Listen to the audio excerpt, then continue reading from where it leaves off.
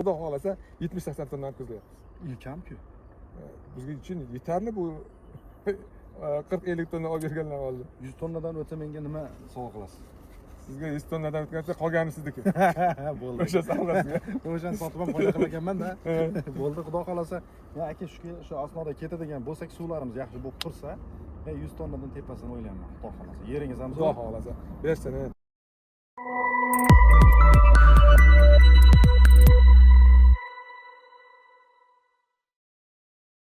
Assalomu alaykum, ideal agrar jamoasi kuzatuvchilari, assalomu alaykum dehqonlar va chorvadarlar. Mana o'sha poliyamizda, o'sha joyimizda bundan ro'ppa-rosa 14 kun oldin video chiqargan joyimizda turibmiz. O'zingiz mana ko'rib turgandek, Makka yuqorilar o'sha paytda aytgandik. Bundan bu yoqqa jadal o'sadi, chunki 20 kunni sanab o'tkazib oldi.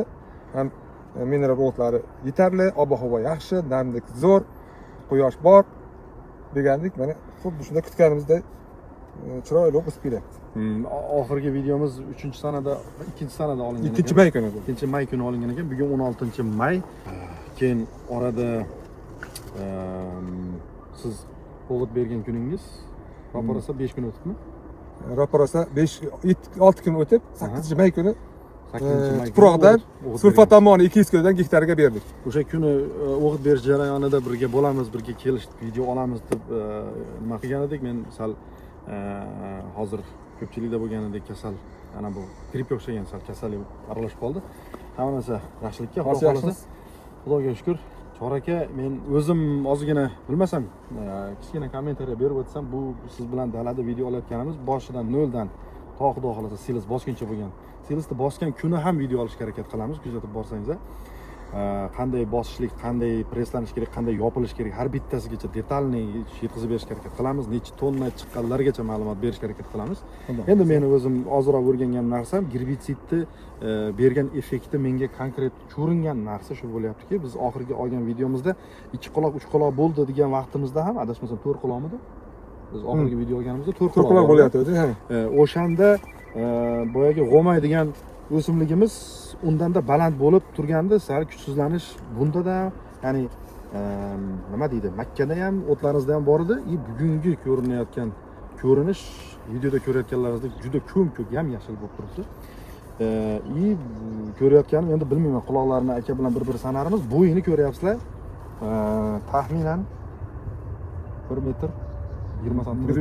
120 bemalol 120 chiqadi. 120, 125 chiqib qolyapti baland joylardan hozir. Xo'p, Chor aka. Endi orada qarang, orada video qilishimiz kerak. Sizning vaqtingiz bo'lmadi, mening vaqtim bo'lmadi. Orada o'zim keldim, lekin ilhomim kelmadi. Video oldimmi, o'zimga yoqmadi, chiqarmadim. O'zi juda ham muhim davrda o'tkazib qo'ydik. Chiqishimiz kerak edi, aytishimiz kerak edi.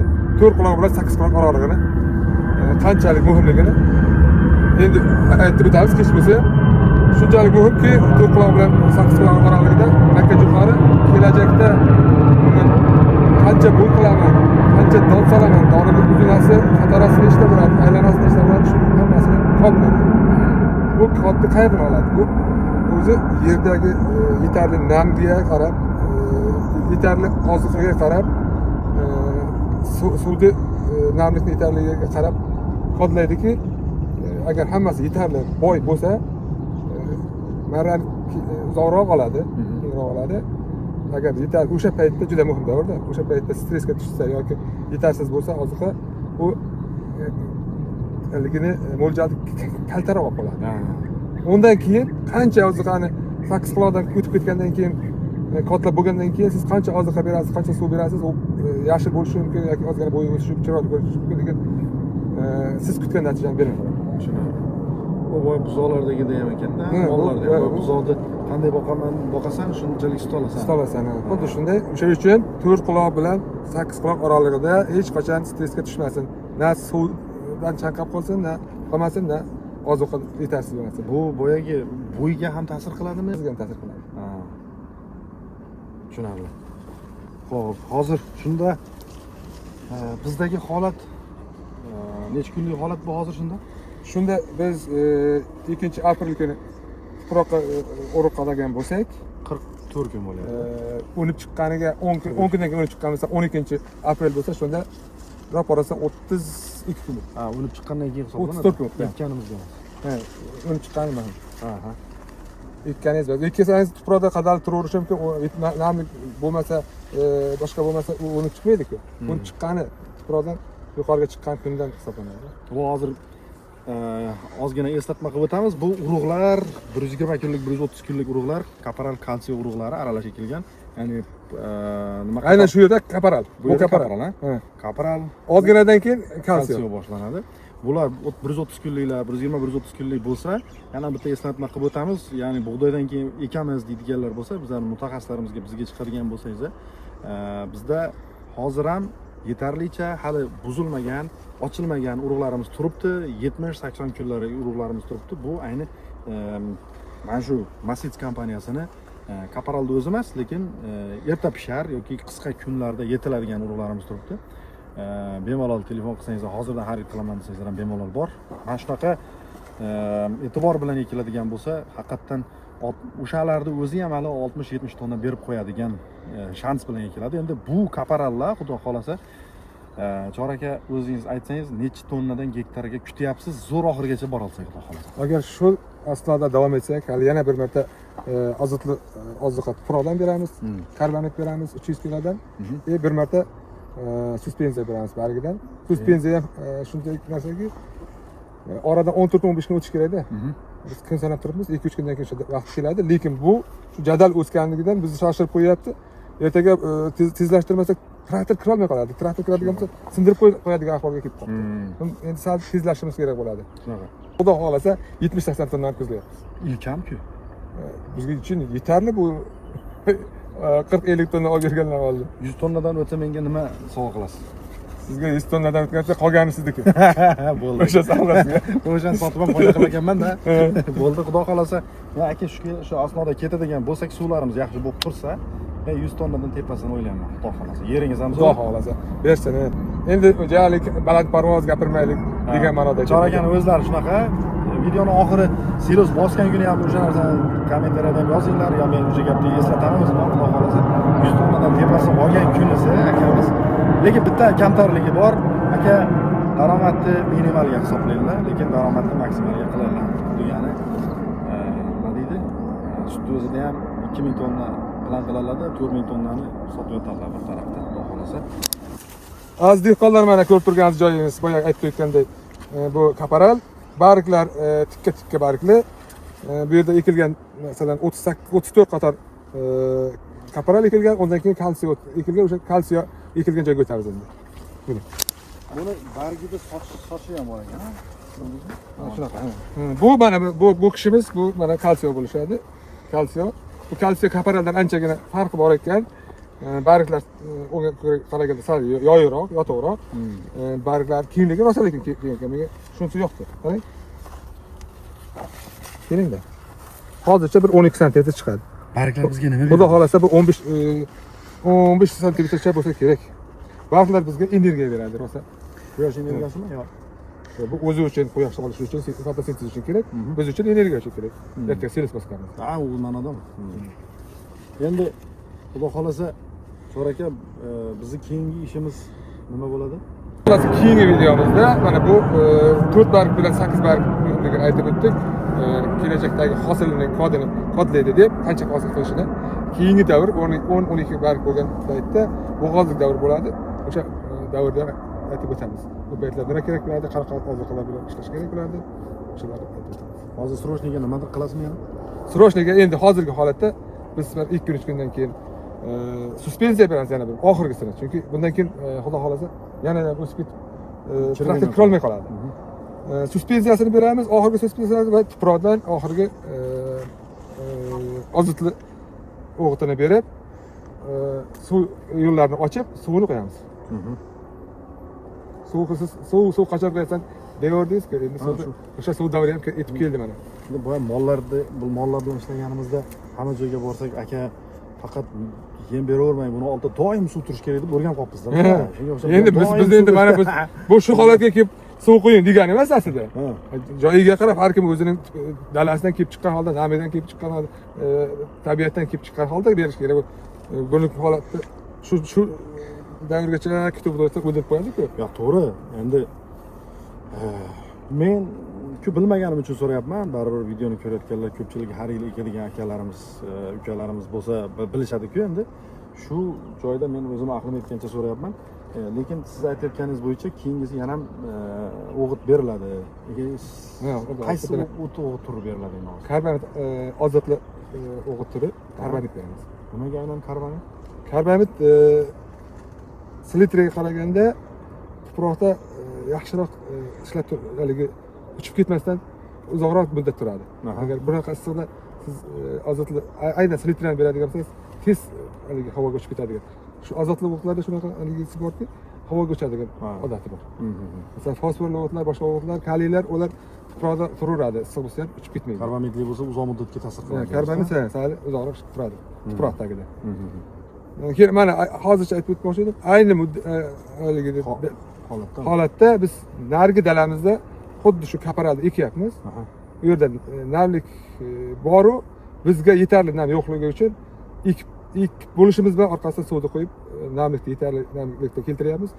Endi o'nib chiqadi. Endi o'nib chiqqandan keyin mana shu holatga kelib qolsa, xudo xolasa qattiq issiqlar boshlanguncha stress holati uchramaydi, xudo xolasa nasib qilsa.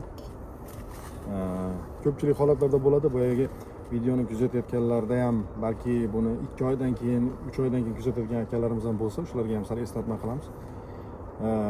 Ekin ekiladi, bug'doydan keyingi holat juda ham ko'p uchraydigan holat shuki, ekkandan keyin unib chiqadi yoki chiqib ulgurmaydi. Shu orada juda ham qattiq issiq bo'lib qoladi. 45-50 gradusga ham ko'tarilib ketib qoladi. O'sha vaqtda ekinimiz stressga tushib qoladida, unib chiqishligi kerak bo'lsa 70% gacha tushib ketib qoladi. Ba'zi joylarda chiqadi, ba'zi joylarda chiqmaydi. Shu holat bo'lsa aynan issiq stressidan ekanligini qabul qilib, shunday diagnoz qo'yishlik to'g'riroq bo'ladi, xudo xolasa. Endi hozir 16-may bo'lsa, siz hozir 20-gacha ekib ulgursangiz, xudo xolasa yana 20 kun vaqtimiz bo'ladi. 20 kunda, 30 kunda mana shunchalik vaqtimiz yetilib qoladi, xudo xolasa. Hop, Chor aka, bitta mana shu joyda bizni xudoga shukr ishimiz yaxshi ketyapti. Navimiz zo'r, kamchiliklarimiz nima deydi? Imkon boricha chetlab o'tildi Allohning yordami bilan deyapmiz-da. Shu holatda qilinishligi mumkin bo'lgan agronomiya ba'zi talab qilinayotgan mana shu ishimizda qilinishligi mumkin bo'lgan xatoliklar bormi hozir biz? Bu yerda yo'q, lekin tashqarida ko'pchilik qilishligi mumkin bo'lgan xatolik bormi shu holatda? Masalan, xatoliklar, bu shunaqa vaziyatda kelib chiqib xatolik. Masalan, hozir temperatura 30 dan ko'tarilib ketdi, to'g'rimi? 36 bo'ldi. 36 bo'ldi. Abit paytida 25 gradusdan tepalikda issiq bo'lgan paytda hech qanaqa gerbitsid, hech qanaqa suspenziya oziqa berilmaslik kerak, bu xato. Chunki barg o'sha teshiklarni bu issiqda o'zining tanasidagi suv bug'lanib ketmasligi uchun, namlik bug'lanib ketmasligi uchun teshiklarni yopadi. O'sha yopganning hisobiga u sizni sepgan anaqani qabul qilmaydi. U ham bug'lanib parlanib ketishi mumkin, bunga foydasi tegmasdan. O'sha uchun ertalabki salqinda, kechki salqinda sepish tavsiya qilaman. Hozirgi vaqtda demak shu soat taxminan 8-9 atrofida sepish kerak bo'ladi. 9-10 gacha sepib olsangiz, keyin 4 dan keyin sepganingiz maqsaddan muvofiq. Yana bitta xato bor. Mana shunaqa holatga kelganda mana chanqab boshladi, issiqlar kuchayib ketdi. Ko'pchilik dehqonlar qamish bo'lib, o'ralib qolguncha ham haligi suvdan qantarib, keyin bitta suv bersak zo'r yasharib ketadi deb eskitdan eshitishadi, tushuncha bor. Bu aslida u bechora chanqab stressga tushib, suvsiz bo'lib turgandan keyin suvni quysangiz albatta yasharadi. Lekin o'zining hosiliga ta'sir qiladi. Aslida solishtirganda bu yerga aslida bo'lish kerak bo'lgan sug'orishdan ancha orqada bo'ladi. Tushunarli. Keyin o'shandan boshqa ham xatoliklar qilishligi mumkinmi? Agrotexnika bilan bog'liqmi yoki? Agrotexnika bilan xatolik. Endi masalan, deylik bizniki mana ba'zi joylar 1 metrdan oshib ketdi. Ishlov berish kerak bo'layapti, traktor kirish kerak bo'lib qoldi. Suspenziya berish kerak yoki tuproqdan oziqa berish kerak bo'ladigan bo'lsa, yaxshiroq bo'lardi. Tuproqdan beradigan bo'lsangiz, issiqroq boshlagandan keyin hali bu elastikligi o'zidan suv qochib, sinish ehtimoli kam bo'ladi. O'sha paytda traktor kirib, tuproqdan oziqasini berib ketgan yaxshiroq.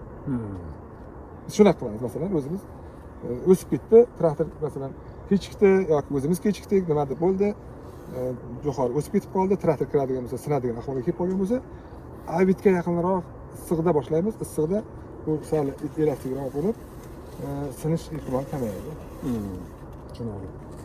Endi albatta haligi boya aytib o'tdik, suspenziyani abita bermaydi, yana aytyapmiz, abitda traktor kiritdik. Bu suspenziyani bering deb bermang unaqa paytda. O'zi suspenziyani sinish holatiga kelib qolgandan keyin majbur kirita olmaysiz yoki balandroq haligi ildiragi balandroq texnika kiritib sepishingiz mumkin. Agar tuproqda beradigan desangiz, abitga issiqda berasiz. Ba'zi bir makkalarda yana qo'shimcha savolda, ba'zi bir makkalarda ko'ramiz, qurt bosayotgan bo'ladi, o'zi tuxum qo'yib tashlagan bo'ladi. Sizga bo'ldi bu yerda bo'lmadi, ha? Bizda bo'lmadi, chunki biz qurtga qarshi dori berdik. Qurtga qarshi qaysi davrda berdingiz? Uni to'rtquloq paytda berdik. To'rtquloq aytdi. Men nimaga xabarim yo'q? Chunki siz kelmayapsizda. Gerbitsidga qo'shib berdik. Biz aslida qo'shmaslik kerak. Biz hadeb traktor kiritaverishdan qochib qo'shdik, lekin qo'shadigan bo'lsangiz ham uni alohida idishlarda eritib haligi olib, keyin idishga qo'ysangiz ikkalasi ham ishlaydi. Bo'lmasa Chor aka, sizga katta rahmat. Tugatamiz. Tugatamiz, lekin